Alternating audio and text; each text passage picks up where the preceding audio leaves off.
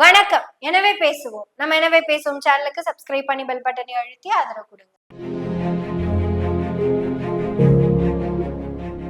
திமுக இந்த தமிழ்நாட்டுக்கு செஞ்ச அனைத்து திட்டங்களையும் திமுக காரங்களை விட மிக தெளிவா சொன்ன அதிமுகவின் நிரந்தர பொதுச் செயலாளர் திரு எடப்பாடி பழனிசாமி அவர்களுக்கு எதையாவது சொல்லலாம் தான் ஆசைப்படுற, என்ன சொல்றதுன்னு தெரியல.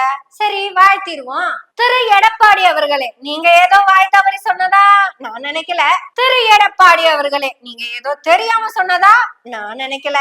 திரு எடப்பாடி அவர்களே, நீங்க சொன்னதை நாங்க ஏதோ வெட்டி ஒட்டி பேசினதாவும் நினைக்கல. இல்ல ஓபிஎஸ் மாதிரி இபிஎஸ் திமுக சேர்ந்துட்டாரு அப்படின்னு கூட நாங்க நினைக்கல. நீங்க ரொம்ப தெளிவா ரொம்ப கிளியரா ஒரு விஷயத்த சொல்லிருக்கீங்க, உதயசூரியனுக்கு ஓட்டு போடுங்கன்னு. நீங்க அத தெரியாமல்லாம் சொல்லலைங்க மிஸ்டர் ஓபிஎஸ், தெரிஞ்சேதா சொல்லிருக்கீங்க. வெல்வோம் ஒன்றாக, எல்லோருக்கும் எல்லாமும், ஓரணியில் தமிழ்நாடு, ஒன்றினிமோ வா. உங்கள் தொகுதியில் முதலமைச்சர், உங்களுடன் ஸ்டாலின், மக்களை தேடி மருத்துவம், இல்லம் தேடி கல்வி, நான் முதல்வன் திட்டம், தமிழ் புதல்வன், புதுமைப்பேன், உங்கள் கனவை சொல்லுங்கள்.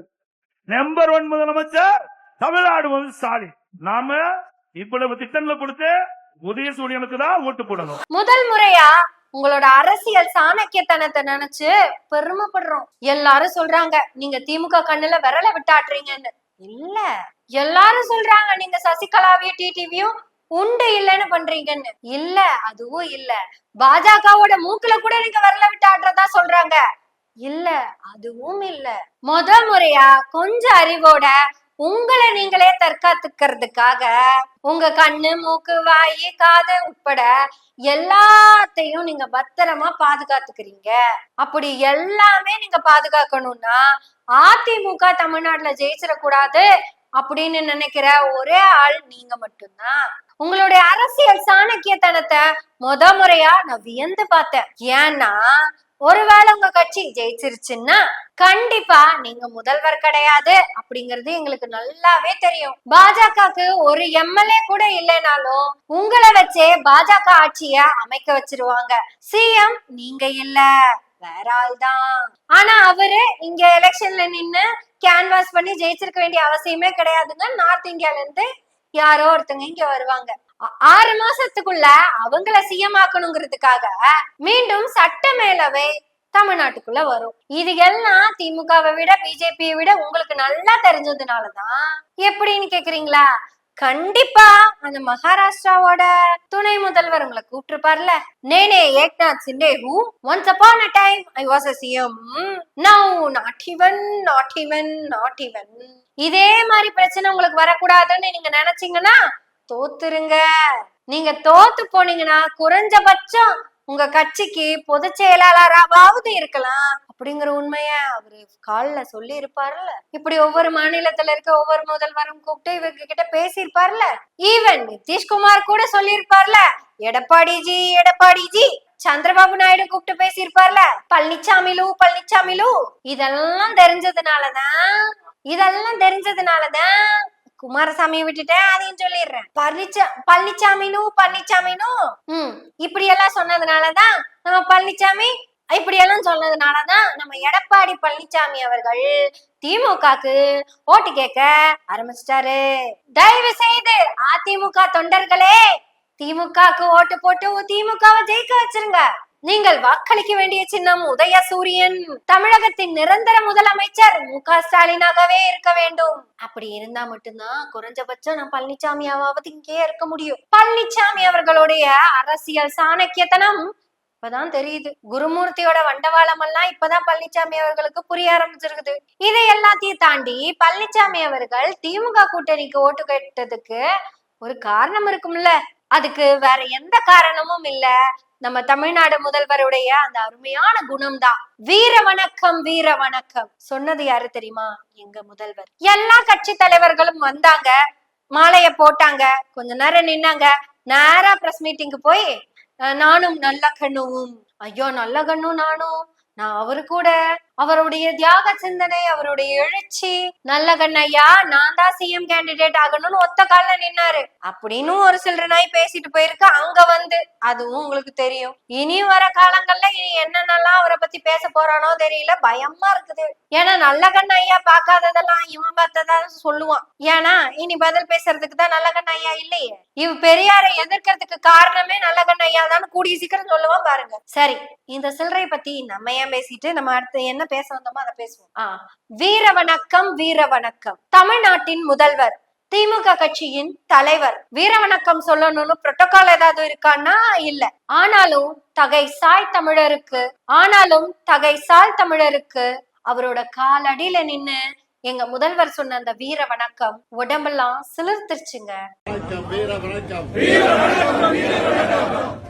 தமிழருக்கு வீர வணக்கம், வீர வணக்கம், வீர வணக்கம், வாழ்நாள் போராளிக்கு வீர வணக்கம், செம் வணக்கம், செம் வணக்கம், வாழ்நாள் போராளிக்கு செம் வணக்கம். உள்ளபடியே எங்க நல்லகண்ணையாவுக்கு இதை விட சிறப்பு செய்ய எதுவும் இல்ல. சொந்த கட்சிக்காரர் அல்ல, பல நேரங்கள்ல எதிர்கருத்திலையும் இருந்தவர் தான். எங்க நல்லகண்ணையா தோத்தப்ப அவர் அதிமுக கூட்டணியில தான் இருந்தாரு. கட்சி சார்பற்று, கொள்கை சார்பற்று ஒரு ஆகச்சிறந்த அரசியல்வாதிக்கு இதை விட சிறப்பான புகழஞ்சலி செலுத்தவே முடியாது. ஒரு மாநில முதல்வர் போட்டிருந்ததெல்லாம் பெருசா அப்படின்னு கேக்குறீங்களா? யாராவது ஒருத்தவங்க முழக்கம் சொல்லி அத கூட சேர்ந்து சொல்றது நார்மல். ஆனா ஒரு தன்னிகரற்ற தலைவன் முத்துவேல் கருணாநிதி ஸ்டாலின், எனக்கு ஓட்டு போட்டவங்களுக்கு மட்டுமல்ல எல்லாருக்கும் நான் முதல்வன், அதுவும் போக ஐயா நல்லகண்ணு அவர்களுடைய தீவிர தொண்டன் நான். வீர வணக்கம், வீர வணக்கம். தகைசால் தமிழனுக்கு வீர வணக்கம். இதை விட சிறந்த சென்ட் ஆஃப் எந்த தலைவர்களுக்கும் கிடைக்க போறதில்லை. ஒரு தேசிய கட்சியின் மாநில தலைவர், அதுவும் கொஞ்ச காலம்தான், அதுக்கப்புறம் முழுக்க முழுக்க தொண்டரா தான் இருந்தாரு. இந்த ஒரு தனி மனிதருக்கு அப்படி எடுத்துக்கலாமா? அப்படி பேசுவோம். தமிழ்நாட்டின் முதல்வர் காலடியில நின்னு வீர வணக்கம் செலுத்தினதுக்கு காரணம் என்ன? எவ்வளவோ காரணங்கள், எத்தனையோ பேர் அடுக்குனாங்க. எனக்கு தெரிஞ்ச ஒரே காரணம் இருக்கு. இடுப்பு வரை தண்ணியில நிற்கும் போது அடுத்த 1 மணி நேரத்துல என்னவாகும்னு கூட தெரியாதப்ப உங்களை மீட்டு வர சொல்லி அரசாங்கம் உத்தரவிட்டிருக்கு. ஐயா வாங்க ஏறுங்க போட்ல அப்படின்னு சொன்ன அன்னைக்கு அந்த இரவு நேரத்துல எங்க நல்லகண்ணையா சொன்னது, இந்த பகுதியிலிருந்து கடைசி மனிதன் வெளியேறிய பின்பு அவனுக்கும் கடைசியாகத்தான் நான் வெளியேறுவேன். இந்த ஒரே ஒரு அன்புக்காக தான், இந்த மக்கள் மேல வச்சிருந்த அவரோட அன்புக்காகவும் தான், ஒரு தலைவன் எப்படி இருக்கணும்னு வழிகாட்டிய அந்த பண்புக்காக தான், இப்படி மக்கள் மேல மாறாத அன்பு கொண்ட எங்க ஐயாவுக்காக தான் முதல்வர் என்பதையும் மறந்து ஒரு கட்சி தலைவனின் தொண்டனாக இருந்து வீர வணக்கம் செலுத்தி இருக்கிறார். வீர வணக்கம், வீர வணக்கம். தமிழ்நாட்டு முதலமைச்சரின் வீர வணக்கம். முதல் முறையாக தமிழ்நாடே வீர வணக்கம் செலுத்தினது எங்க ஐயாவுக்காக, அதுவும் கட்சி வேறுபாடுகள் இன்றி. ஒருவேளை இவருக்கு நான் வீர வணக்கம் செலுத்தாம விட்டுட்டா தமிழ்நாட்டில இருந்து நான் அந்நியப்பட்டு விடுவேனோ அப்படிங்கிறதுக்காகவாவதும் எல்லாரும் வந்து நின்னு வீர வணக்கம் செலுத்தினாங்க. இப்படி எல்லா கட்சிகளும், எல்லா இயக்கங்களும், எல்லா தலைவர்களும் வீர வணக்கம், வீர வணக்கம். 1 கோடி ரூபாய் தரோம், அப்படியா கொடுங்க கட்சிக்கு, இந்தா வச்சுக்கோங்க. இதுதாங்க, இதுக்கு பேரு தாங்க தலைவர். இந்த தலைவனுக்கு வீர வணக்கம் செலுத்தினதுல பெருமை கொண்ட நம்ம முதலமைச்சர் முத்துவேல் கருணாநிதி ஸ்டாலின், அந்த ஸ்டாலினுக்கு ஓட்டு போடுங்கன்னு சொல்லித்தான் எடப்பாடி பழனிசாமி பேசி இருக்காரு. எங்க முதல்வருடைய பண்பை பாராட்டி மட்டுமல்ல, எங்க முதல்வருடைய அன்பை பாராட்டி மட்டுமல்ல, எடப்பாடி பழனிசாமி அவர்களுடைய சுயநலத்துக்காகவும் நம்ம முதல்வருக்கு ஓட்டு கேட்டிருக்காரு. என் கட்சி ஜெயிச்சதுன்னா நானும் இருக்க மாட்டேன், என் கட்சியும் இருக்காது. நான் எதிர்கட்சியா இருக்கிற வரைக்கும் தான் இந்த தமிழ்நாட்டுல நான் இருக்க முடியும். அதனால ராணுவ கட்டுப்பாடு கொண்ட அதிமுக 2 கோடி தொண்டர்களே, நீங்க வாக்களிக்க வேண்டிய சின்னம் உதயசூரியன், நீங்க வாக்களிக்க வேண்டிய சிஎம் முத்துவேல் கருணாநிதி ஸ்டாலின். எஸ், கட்டாயமாக 2026ல நம்ம முத்துவேல் கருணாநிதி ஸ்டாலின் சிஎம்மாகவே வந்து இந்தியாவை காப்பார். இந்திய மக்களுக்காக அவர் பேசுவார். அவருக்காக இப்ப நாம பேசுவோம். எனவே பேசுவோம் நாள்தோறும். உங்களுடைய ஆதரவுகளை நன்றிகளோடு எதிர்பார்த்து கொண்டிருக்கிறோம். நன்றி, வணக்கம்.